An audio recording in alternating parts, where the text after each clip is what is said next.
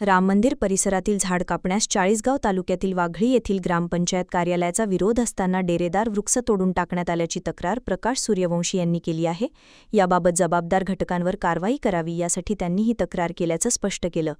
खूप जुनी अशी ही झाडे होती। झाडांना तयार व्हायला 50-100 वर्ष लागलेली आहेत। त्यांना 1 तासात कापून मोकळे झालेत।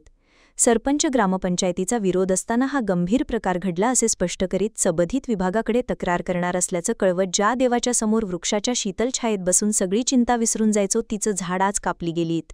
खूप वाईट वाटत असल्याचं स्पष्ट करीत आत उरलेली आहेत ती तरी आता तोडू नका अशी कळकळीची विनंती सूर्यवंशी यांनी केली आहे। मी सामाजिक कार्यकर्ता प्रकाश सूर्यवंशी वाघळी गावातनं मी आपणास निदर्शनास आणून देत आहे की वाघळी गावात असलेल्या परंपरागत स्वामी ब्रह्मानंद महाराजांच्या आश्रमातील काही आंब्याची झाडं ही कोणालाही न विचारता किंवा ग्रामपंचायतच्या प्रथम नागरिक असलेल्या सरपंच महोदय यांनासुद्धा न विचारत घटनात या झाडांची कत्तल केलेली आहे। ह्या झाडांच्या कत्तली करण्यामागचं कारण काय हे तरुण आज वाघळी गावातून विचारत आहे। अन्यथा यावर खूप रोष निर्माण झाल्यास यांच्यावर योग्य ती कारवाई करावी अशी मी सदर वन परिषदेच्या अधिकाऱ्यांना करत आहे।